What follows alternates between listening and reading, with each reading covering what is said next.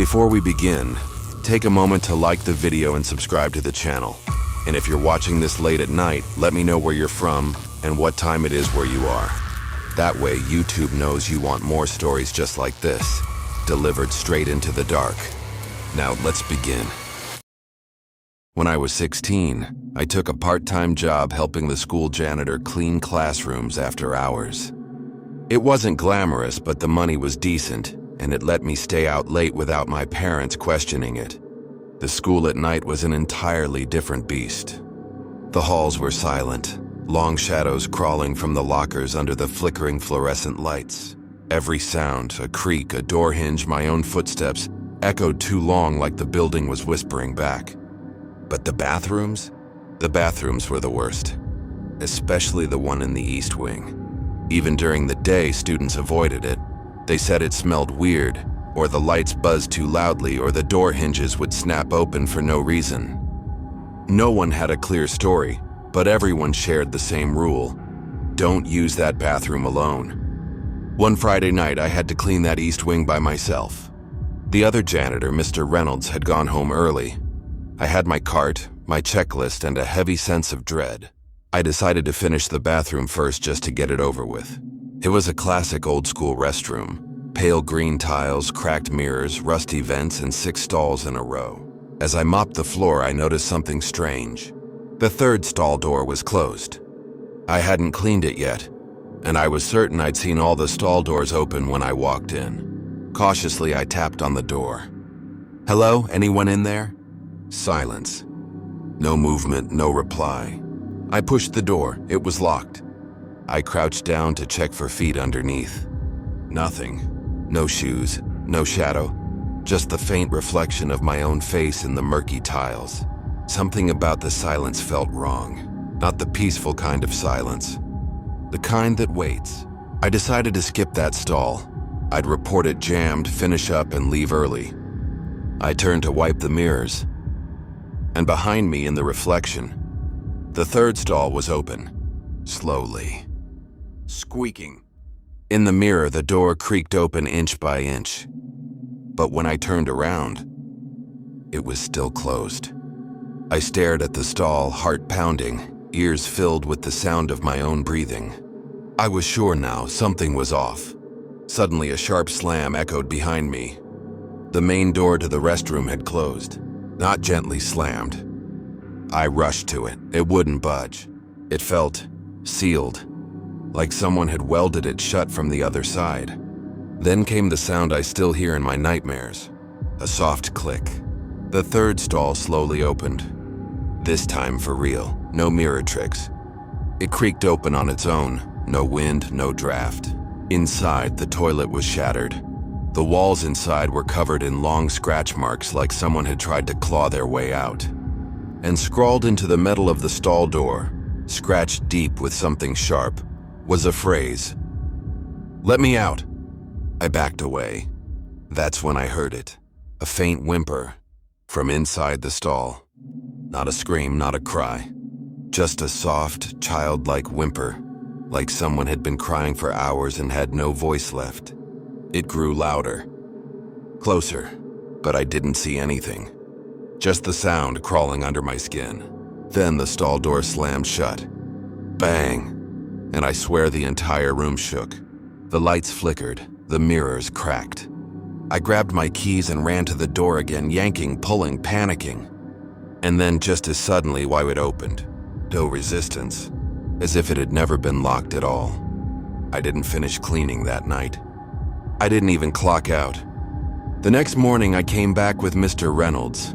I tried to show him the stall, the scratches, the broken toilet. But the stall was pristine. Door wide open, no scratches, no broken porcelain. No whisper, just the faint smell of mildew. And something else I didn't want to name. I never cleaned that bathroom again. And to this day, every time I see a stall door swing open on its own, I wonder if something ever made it out. When I moved into my new apartment, I didn't have much. A mattress on the floor, a hand-me-down coffee table, and a toothbrush. But what I did have was silence. It was my first time living alone, and that meant no roommates, no background chatter, and no one knocking on the door at random hours. I was free. Or so I thought. The apartment was old, creaky, the kind where the floor groaned like it was holding secrets. And the bathroom had a mirror that didn't feel normal. It was circular, mounted above the sink with edges slightly chipped from age. But every time I looked into it, I got this feeling, like something just beyond my line of sight was trying to catch up. It started with small things. When I'd brush my teeth, I'd see movement, not in the mirror, but in my peripheral vision. Just behind me, always just behind me. But when I turned, nothing. I chalked it up to exhaustion, long hours at work, stress, poor sleep. But then the mirror began doing things I couldn't explain away. One night I flipped the light switch and walked in to brush my teeth. The mirror fogged slightly, which was strange since I hadn't used hot water. Then I noticed something carved faintly into the fog, watching. I wiped it away, thinking maybe it was some leftover mark from a previous tenant. The next night it happened again. Same word, same spot, no hot water. This time I took a picture, but when I checked the photo, there was nothing there. Just my reflection and something about my face. It didn't quite look like me. My eyes in the mirror were slightly off. Wider. Too wide. And the smile, just barely out of sync with the rest of my expression. I tested it. I smiled in real life, and in the mirror there was a delay, half a second, like the reflection was lagging or thinking for itself. I even filmed it. Nothing happened when I hit record. The reflection behaved normally. Only when I was alone, unrecorded, did the mirror behave strangely. Then things got darker. One night I went to the bathroom around 2 a.m. The light was off, but the mirror was glowing faintly, like there was a light behind it. No other lights were on in the apartment. As I stepped closer, I heard it. A breath, not mine. Short, wet wheezing, coming from the mirror. I backed away, but the reflection didn't. It stood still. I raised my hand, my real hand, and the reflection just stared. Not frozen. Watching. I didn't sleep that night. The next morning, I tried to remove the mirror. I unscrewed it from the wall and placed it face down in a cardboard box. Problem solved, right? Wrong. That night I walked past the bathroom door and heard whispering from inside the box. I opened the bathroom, flipped on the light, and the mirror was back, hanging where it had always been. Perfectly aligned. No dust, no scratches, like it had never left. I called my landlord, told him the bathroom mirror was broken and needed to be replaced. His reply, "Oh, you moved into 3B? Yeah, everyone complains about that mirror." That was it. No explanation, no follow-up. I asked what had happened to the last tenant. He went quiet for a second.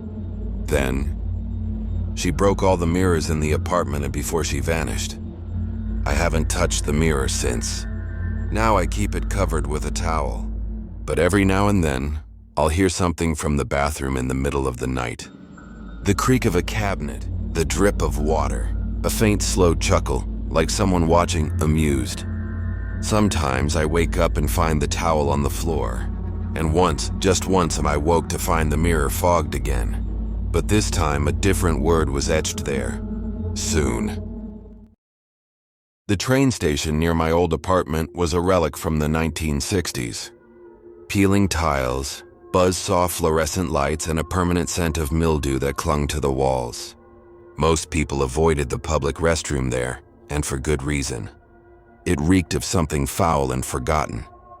But when you've got a 90-minute commute and a stomach full of bad cafeteria food, you don't have the luxury of being picky. That afternoon I rushed inside, clutching my bag, ignoring the graffiti-scrawled walls and the buzzing overhead light that flickered like it was shorting out. There were 3 stalls. The first one had no door. The second was covered in something I didn't want to look at for more than a second. The third, clean, or at least cleaner than the rest. I closed the stall door behind me and sat down, trying to breathe through my mouth. That's when I noticed something strange. The toilet felt warm. Too warm. At first I thought it was residual heat from someone else. Gross, sure, but normal. Then I heard something. Not a flush, not dripping water. A gurgle. From the bowl. I stood up and turned around. The water was bubbling. Slowly, rhythmically. And it was dark. Not just dirty, dark. Like there was something in it. Swirling. I bent down cautiously. There was something just beneath the surface. A shape. Pale with texture. I squinted, and that's when it blinked. It blinked. There were eyes inside the toilet bowl. I stumbled back, hit the stall wall, and nearly slipped on the damp floor. The water surged upward, not like a flush, more like a spasm. A hand, or something shaped like one, rose for a second from the bowl and then retreated. I tore open the stall and ran out. An old man by the sinks gave me a startled look. "You okay?" he asked. I could barely speak. I pointed at the stall. Something's in there. He looked at me strangely, then walked over to the stall casually, like this was an everyday thing. He opened the door. Nothing. Toilet looked normal, just water. He turned back and said, "You should sleep more, son. This place plays tricks on the tired." Then he washed his hands and left. But here's the part that still keeps me up. As he turned to go, he looked at me in the mirror above the sinks. But his reflection didn't. It kept staring at the stall door.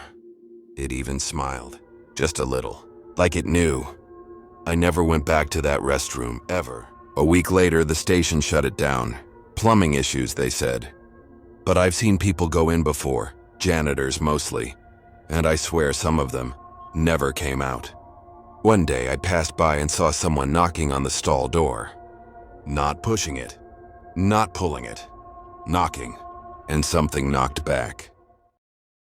The night I checked into the Silver Pine Motel, I was just looking for sleep.